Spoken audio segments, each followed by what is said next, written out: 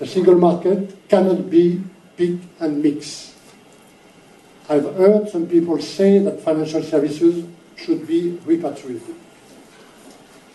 It's clearly the wrong cause to fight for, because financial services are an integral part of the single market. The single market is the heart of Europe, and the city depends on it to sell products and attract investment. Of course, access to the single market is not the city's only trump card, but it is one important one. Let's not forget that the single market is why 40% of new financial institutions choose London as their headquarters in the past 7 years. And by definition, there cannot be two single markets, one for financial services and one for the rest of the economy, one for the city and one for the rest of the EU. This is out of the question. Repatriating full policy responsibility for financial services would mean leaving the single market as a whole and de facto the EU. I believe the UK would lose out on its own interests if it chooses that path. There is always much talk about great divides between the Commission and the UK on financial services. However, many of those differences are exaggerated. As a Commissioner for Financial Services, I have consistently worked closely and constructively with the UK governments, and especially notably with George Osborne, the European Parliament too, taking account of British specificities as far as possible.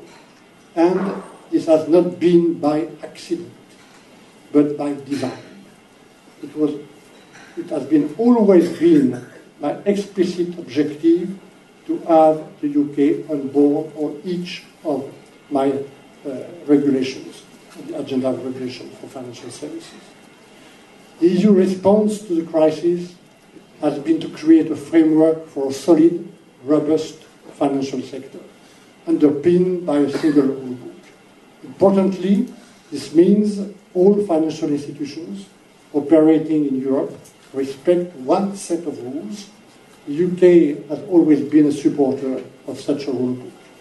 This is essential to avoid the loopholes where the next crisis could kick off. And it also helps companies operating across the EU, many of which are based here in the city, so they can fully benefit from the single market. And this single rule book also allows Europe to negotiate on an equal footing with other jurisdictions. Transatlantic exchanges still account for 70% of the world financial services market. UK and the Commission together both strongly believe that financial services should be part of the mandate of the TTIP. Why? So we can ensure a real level field between US and EU companies and avoid regulatory arbitrage in the interest of global financial stability. We know that the United States don't agree to include all aspects of financial services in the negotiation.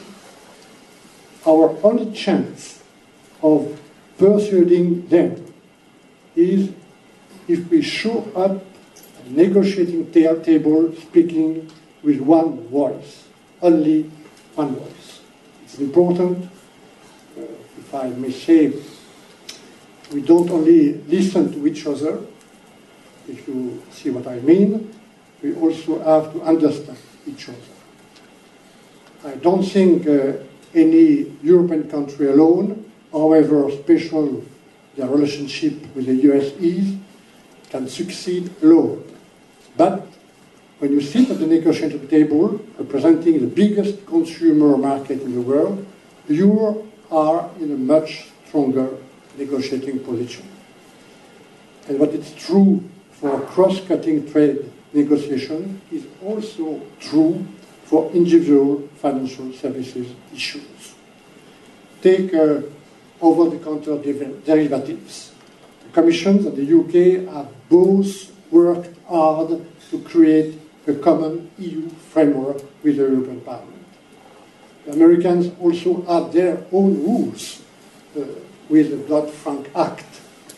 European and American rules are nearly identical, but there are a few differences, and we know that small differences can cause massive regulatory headaches and cost for companies.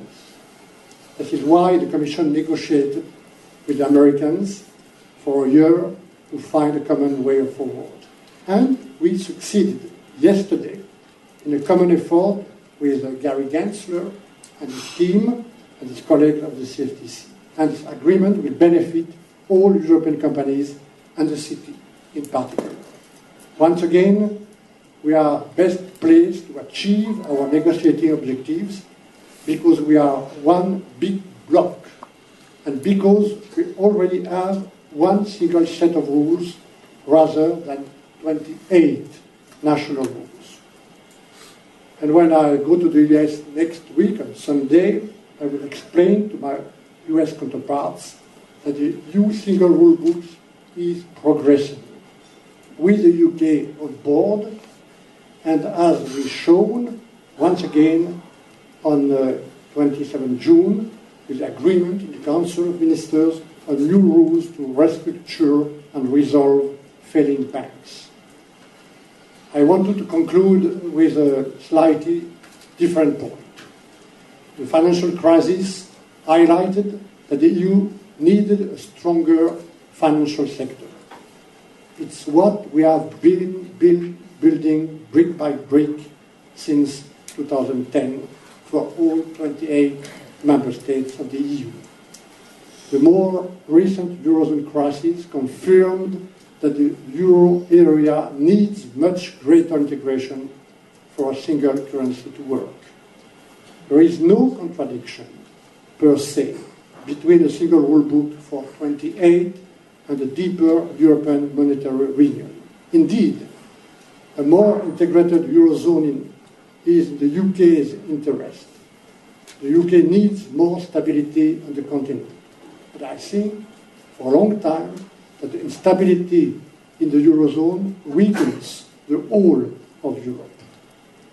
And that is why the UK support for the banking union, which builds on a solid framework for 28, the single rule book, but goes further for the Eurozone by centralizing some rules, such as supervision or resolution, makes sense, even if the UK doesn't want to belong to it.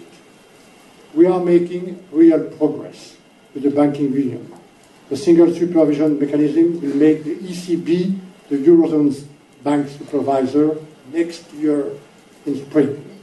And 2 days ago, I proposed with the Commission a single resolution mechanism with resolution and supervision aligned at the central level. Banks in crisis can be managed more effectively in the banking union. And we can break the negative spiral between sovereign crisis and ailing banks. It is not, and has never been true, that Eurozone member states always have the same views or vote as a caucus.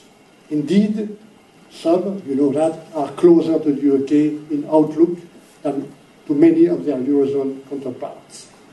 That being said, it's also true that the interaction between the single market and the Eurozone is complex. There are sticking points.